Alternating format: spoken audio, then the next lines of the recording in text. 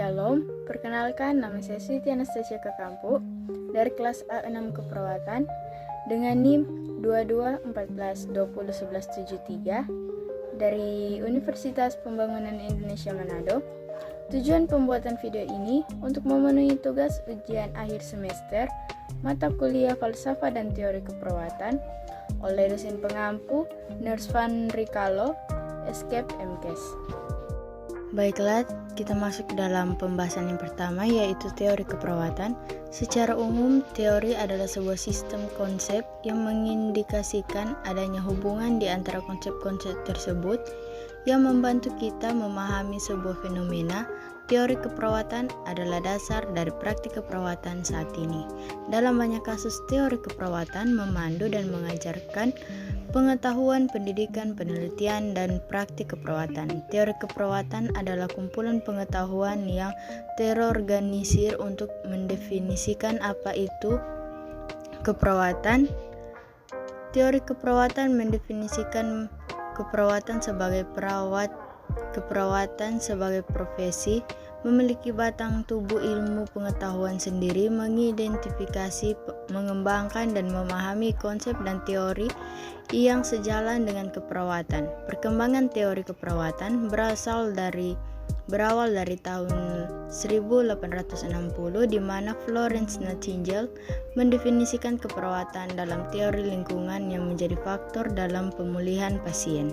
Berikutnya teori dari para ahli. Yang pertama, Florence Nightingale, pencetus perkembangan dunia keperawatan modern dan penemu teori lingkungan environmental theory, mendefinisikan keperawatan sebagai tindakan memanfaatkan lingkungan pasien untuk membantunya dalam pemulihan.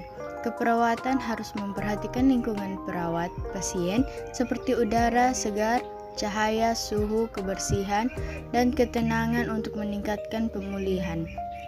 Mengidentifikasi bahwa ada 5 faktor lingkungan. Pertama, udara segar, air bersih, drainase yang efisien, kebersihan atau sanitasi, dan pencahayaan atau sinar matahari langsung. Yang kedua, dari Hildegard R. Peplau, penemu teori hubungan interpersonal.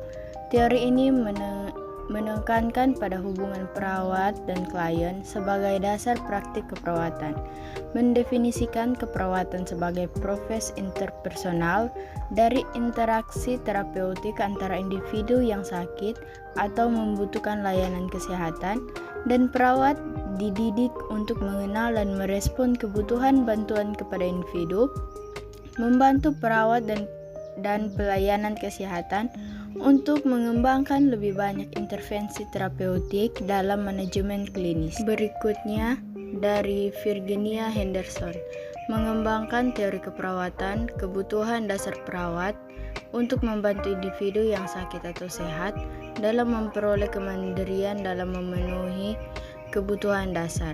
Berfokus pada pentingnya meningkatkan kemandirian pasien untuk mempercepat proses penyembuhan di rumah sakit, menekankan kebutuhan dasar manusia dan bagaimana perawat dapat membantu memenuhi kebutuhan tersebut. Perawat diharapkan melaksanakan rencana terapeutik medis, namun tindakan keperawatan mandiri adalah hasil kreativitas perawat dalam perencanaan keperawatan. Baiklah, kita masuk dalam pembahasan berikutnya, yaitu konsep berubah. Konsep berubah merupakan kegiatan atau proses yang membuat sesuatu atau seseorang berbeda dengan keadaan sebelumnya. Tipe-tipe perubahan. Pertama, tipe indoktrinasi. Kedua, tipe paksaan atau kekerasan. Ketiga, tipe teknokratik. Keempat, tipe interaksional. Kelima, tipe multif. Keenam, tipe alami. Jenis-jenis perubahan. Perubahan ditinjau dari sifatnya. Yang pertama, perubahan spontan dibagi menjadi 2. Sebagai respon terhadap kejadian alami yang diderita, perubahan yang akan terjadi tidak dapat diramalkan sebelumnya. Yang kedua, perubahan ditinjau dari sikap keterlibatan. Perubahan partisipatif. Yang pertama, melalui penyediaan informasi yang cukup. Kedua, adanya sikap positif terhadap inovasi. Ketiga, timbulnya komitmen. Dan yang ketiga, perubahan ditinjau dari sifat pengelolaan perubahan berencana.